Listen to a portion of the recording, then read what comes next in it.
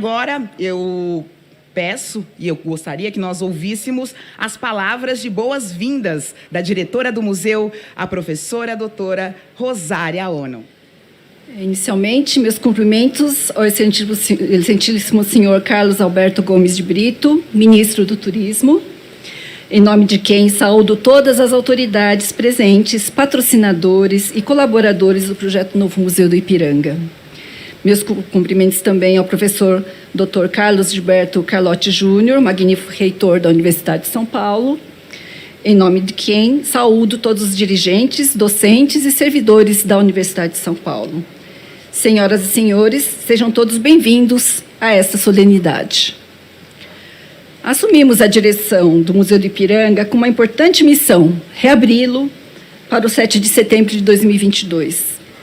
Ter o edifício pronto para as celebrações do bicentenário da independência era nosso objetivo inescapável. Mas... Muito obrigada. Anunciamos agora as palavras do reitor da USP, Carlos Gilberto Carlotti Júnior. Senhores e senhoras, boa noite. Sejam muito bem-vindos ao Museu do Ipiranga. Saúdo a comunidade uspiana em nome da professora Maria Arminda do Nascimento Arruda, nossa vice-reitora. Saúdo as autoridades municipais em nome do prefeito Ricardo Nunes. Saúdo as autoridades estaduais em nome do secretário Marcos Penido. E saúdo as autoridades federais em nome do ministro Carlos Brito. É um prazer estar num patrimônio tão especial da Universidade de São Paulo como o Museu do Ipiranga.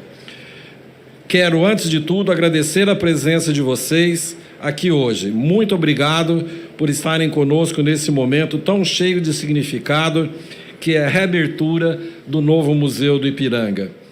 A USP tem...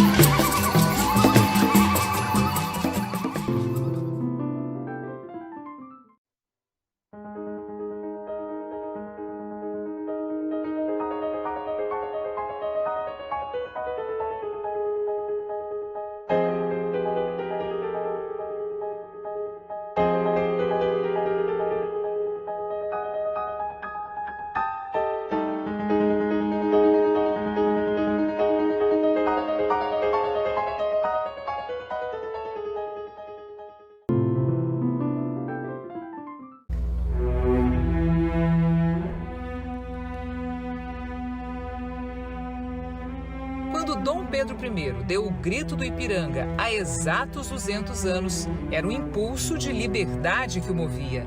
E esse sentimento está espalhado por toda a nossa história.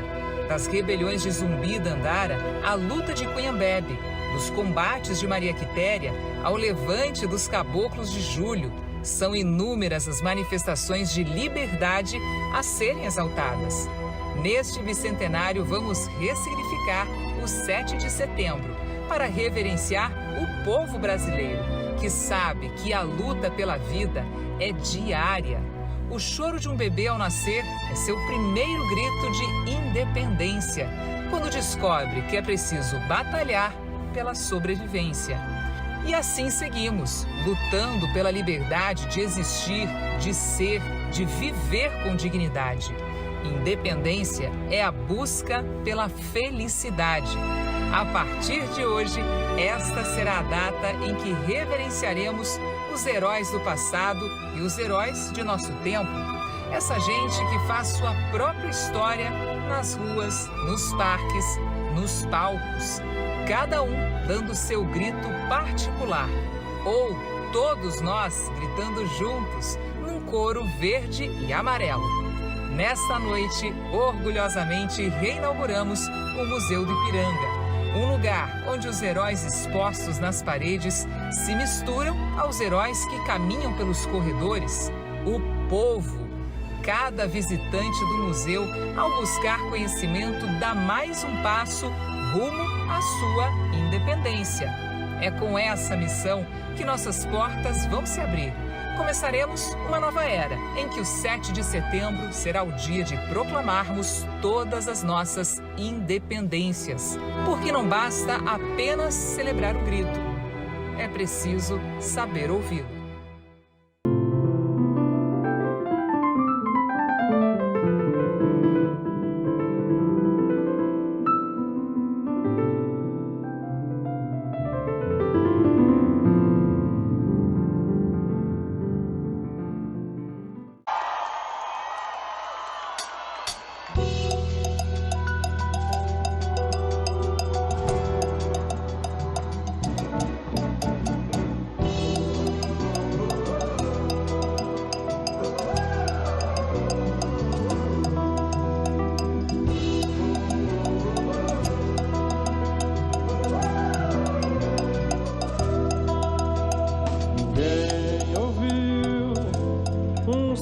De dor num canto do Brasil. É de Pernambuco, ele é da Casa Real. E no interior de São Paulo, Minas e Espírito Santo, o tambor era a conversa maravilhosa entre a negritude e os antepassados. E assim surgiu o jongo. Vapor perro na Paraíba, chora eu. Para lutar, com sangue ou não, com uma canção, também se luta, irmão, ouve minha voz, oh yes, lutar por nós. Luta rainha, alô São Paulo!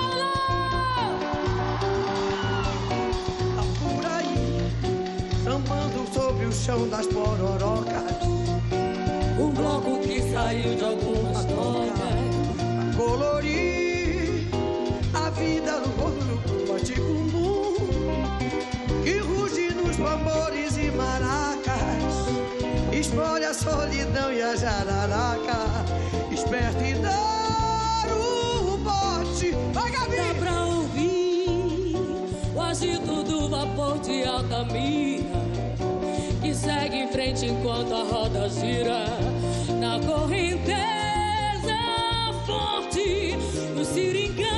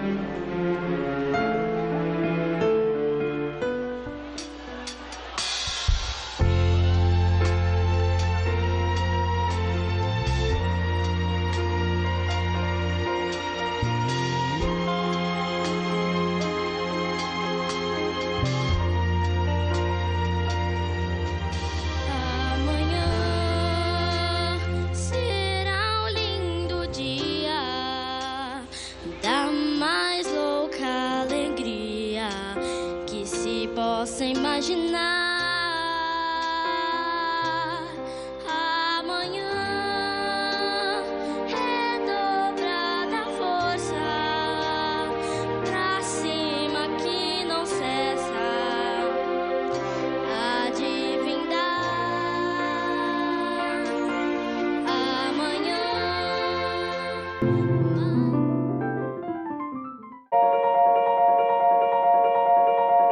O Museu do Ipiranga, ele é o museu mais antigo da cidade.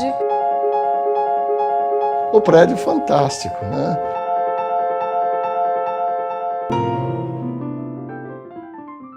A edificação histórica passa por uma grande restauração, uma grande modernização e recebe, na verdade, uma edificação nova que vai adentrar pelo museu. A gente tem uma equipe de restauração que cuida do monumento e uma equipe de obra que vai fazer uma obra nova. Na verdade, são conhecimentos diferenciados que estão trabalhando em áreas específicas. A gente vem primeiro protegendo tudo que vai ficar. Então, se você olhar, você tem os pisos protegidos, todos os móveis que permanecem protegidos e as portas sendo retiradas para restauração no ateliê de restauro. Para a gente retirar os degraus, o processo é extremamente minucioso. Primeiro a gente refez um cadastramento topográfico, mapeou todas as pedras, assim, numerando todas elas. Aí a gente fez um processo de remoção dessas pedras e aí foi retirado um a um. Então elas estão alinhadas e guardadas dessa forma e ficarão até o momento que elas voltam para o local.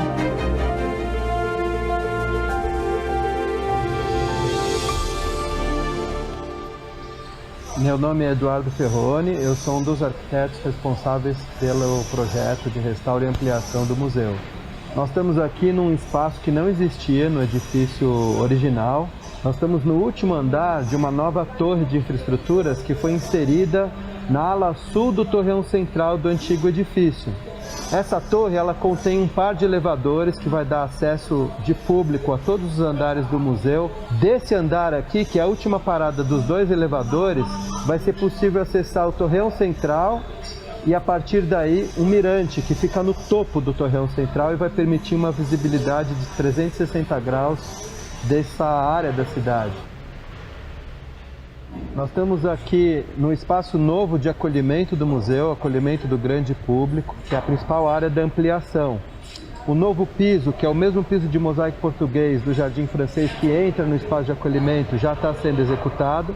A partir desse espaço do acolhimento, o público vai ter uma relação bastante direta com o Jardim Francês, que é o espaço de onde se acessa agora o museu, por meio de uma janela nova.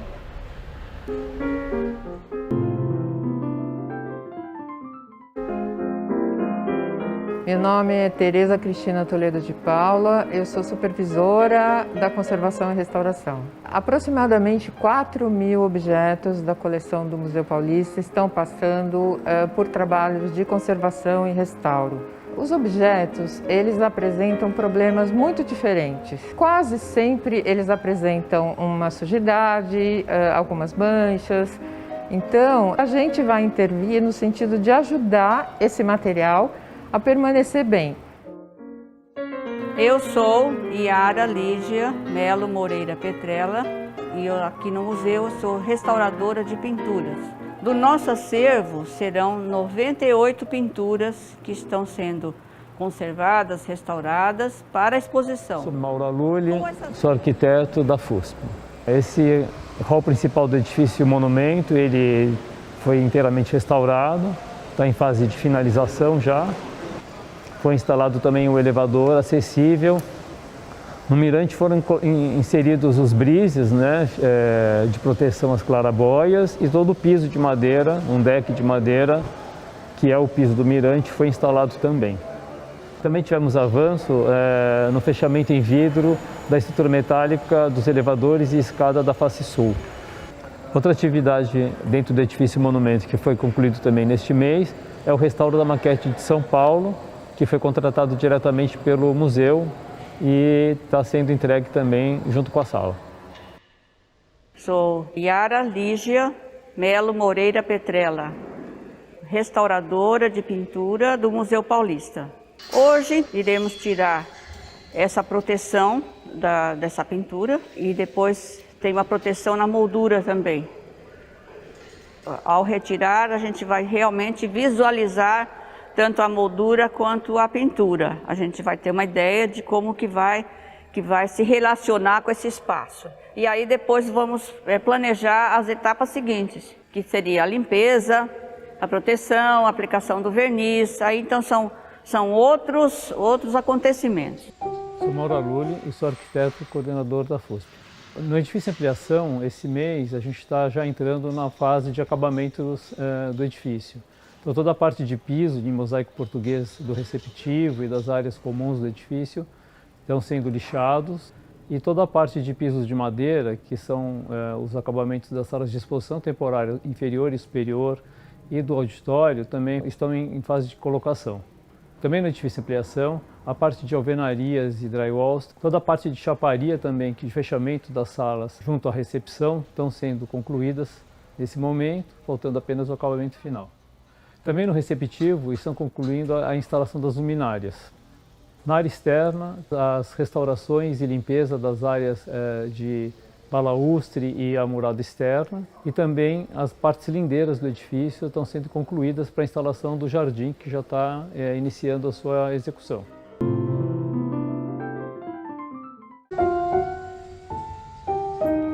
Meu nome é Denise Peixoto e eu sou educadora do museu.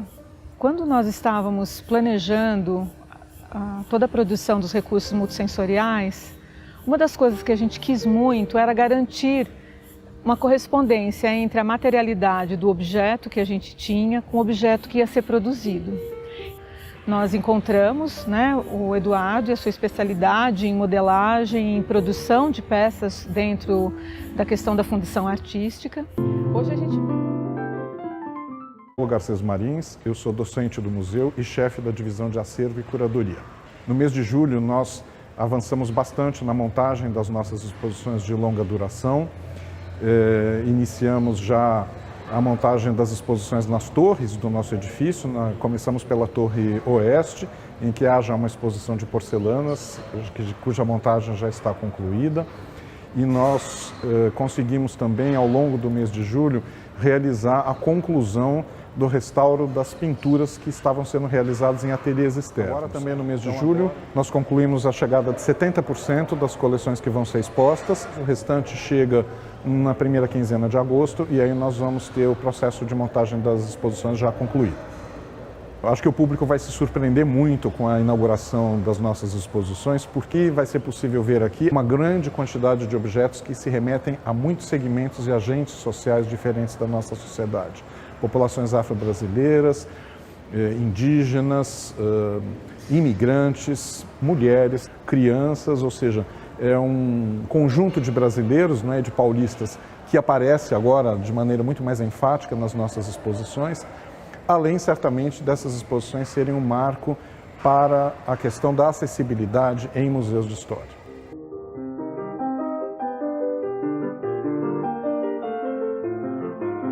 Meu nome é Denise Peixoto e eu sou educadora do museu. Quando o museu começou a definir como seriam suas exposições, uma das coisas que ficou decidido é que a gente tentaria tornar o museu o mais acessível possível. Como parte de várias ações, uma delas foi desenvolver recursos que a gente chama de recursos multissensoriais. Quando nós estávamos planejando como seriam esses recursos, nós decidimos buscar artesãos, artistas que já trabalhavam com determinadas materialidades para fazer os objetos correspondentes, àquilo que a gente tem no acervo. Então a gente encontrou, por exemplo, o seu Jofe, que é um artista que trabalha há muitos anos com escultura em pedra. A gente encontrou a Célia Santiago, que é ceramista e trabalha com casinhas, com vilas. A gente encontrou também uma dupla muito especial, que é a mãe e filha, que são bordadeiras, a Lindáurea e a Jade, e a gente também trouxe para ela esse desafio. E por fim a gente conheceu também uma outra artesã, que é a Elaine, para produzir principalmente elementos. A gente está produzindo elementos arquitetônicos, por exemplo, com ela, réplicas de elementos arquitetônicos. Então, poder tocar um objeto naquela materialidade da qual ela é feita mesmo, é muito mais rico para a experiência da pessoa, né? Sobretudo, a gente acaba chamando a atenção para a questão das pessoas com deficiência, porque isso enriquece o aprendizado de qualquer um. E no caso da pessoa com deficiência, muitas vezes é a maneira como ela se relaciona melhor com aquele conhecimento.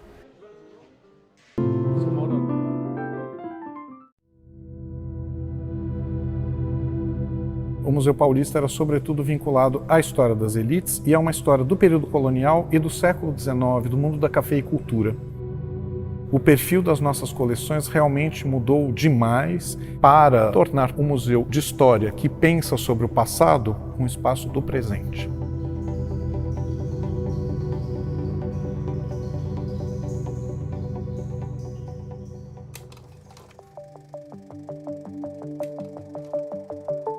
O Museu Paulista foi uma instituição aberta ao público em 1895, exatamente na transição política entre o fim do Império e o começo da República. Quem visitar o Museu do Ipiranga após a sua reabertura em setembro de 2022 vai encontrar muitos acervos vinculados às populações afro-brasileiras, às populações indígenas, às classes médias, às camadas populares que nunca eram presentes num museu muito vinculado à memória das elites, assim como também a presença das mulheres, né? Sempre foi muito eclipsada em relação à presença masculina.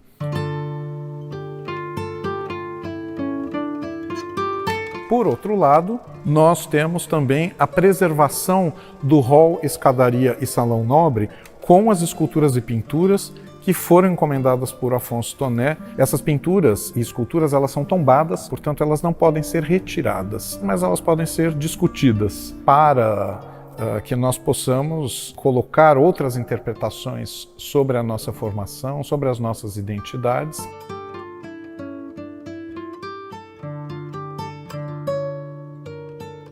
Nós estamos no Salão Nobre do Museu do Ipiranga e ele foi concebido já no século XIX para abrigar a tela Independência ou Morte, que é uma tela monumental realizada em Florença, uma das maiores pinturas existentes no nosso país até hoje. Tanto o prédio quanto a pintura devem ser já considerados esforços do imperador e das autoridades imperiais para reforçar simbolicamente um regime que estava já em crise, evidentemente. Será Afonso Toné que iniciará, então, a partir de 1917, a concepção de decoração desse espaço, e é aí que Toné vai realmente fazer um trabalho imenso de convencimento das autoridades paulistas para encomendar pinturas e esculturas para criar uma narrativa visual desde o início do povoamento da América Portuguesa, com a criação da Capitania de São Vicente e a fundação de São Paulo, que acontece no século XVI, até a independência, que é proclamada também em São Paulo. Ou seja, uma intenção de narrar uma história do Brasil que é praticamente uma decorrência da história de São Paulo. Uma das pinturas que tem sido mais discutidas atualmente aqui do Salão Nobre do Museu é o retrato de Dona Leopoldina, porque ela representa a imperatriz não como uma mulher de ação política, mas como uma mãe. Ou seja, alguém que vai gerar e dar prosseguimento à dinastia dos Bragança aqui no Brasil. Já no Rio de Janeiro, Leopoldina vai ser representada no mesmo ano, decidindo o envio das cartas de Portugal para São Paulo e, portanto, ela faz parte da cadeia de decisões que faz o Brasil se separar de Portugal. E, claro, é inescapável, não é, lembrar que essa segunda pintura foi realizada por uma mulher, Georgina de Albuquerque, que será, inclusive, a primeira mulher a liderar a Escola Nacional de Belas Artes e, portanto, uma artista que estava muito sensível a essas diferenças de interpretação sobre Leopoldina, e ela opta por consagrá-la como uma mulher de Estado, como uma mulher envolta diretamente na política e na decisão de independência do Brasil.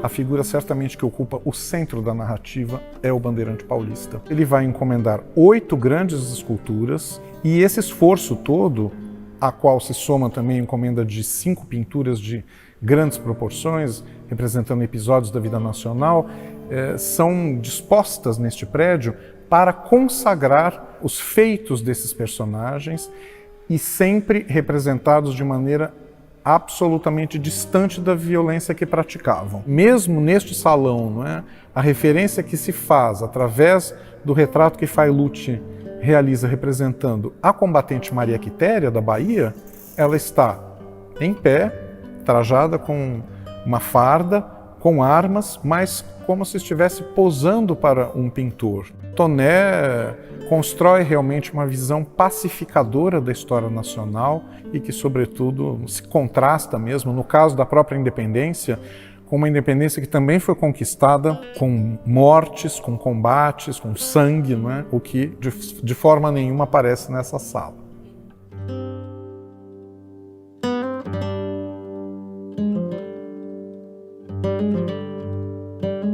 Na sala Criando Personagens, nós procuramos trazer elementos para discutir a construção dessa imagem heróica, dessa imagem mitificada dos bandeirantes como construtores da nação brasileira. Atualmente, essa heroicização dos bandeirantes tem sido colocada muito em xeque, questiona-se inclusive a retirada de monumentos em praças públicas. Aqui no museu nós enfrentamos essas imagens como problemas que são, e sobretudo como expressões de um tipo, de uma visão de época que certamente colocava as elites paulistas do período colonial e os colonizadores, os invasores portugueses, como topo de uma sociedade que de alguma maneira hierarquizava todo o resto e de uma maneira extremamente dura entre vencedores e vencidos. A conclusão do restauro, as obras de expansão do Museu do Ipiranga, será realmente um momento muito importante de reencontro da sociedade, de nós que trabalhamos nessa instituição, para comemorar o bicentenário do nosso país. Oferecer uma instituição ao público muito mais compromissada com certas demandas do nosso tempo. Por exemplo, a questão de acessibilidade é central, são mais de 300 materiais multissensoriais para pessoas que não enxergam ou pessoas que têm baixa visibilidade. Todos os nossos 70 multimídias, todos têm canais para quem não ouve, para quem não sabe português. Além disso, nós temos bastante cuidado com questões de iluminação, por conta de pessoas que tenham sensibilidades advindas do autismo, ou seja, nós temos um cuidado muito grande para reabrir um museu confortável para todos os visitantes, que garanta a comunicação da instituição com os visitantes e dos visitantes com a instituição. São dados, não é, de qualidade que certamente vão fazer com que esse reencontro seja memorável e digno da comemoração dos 200 anos do nosso país.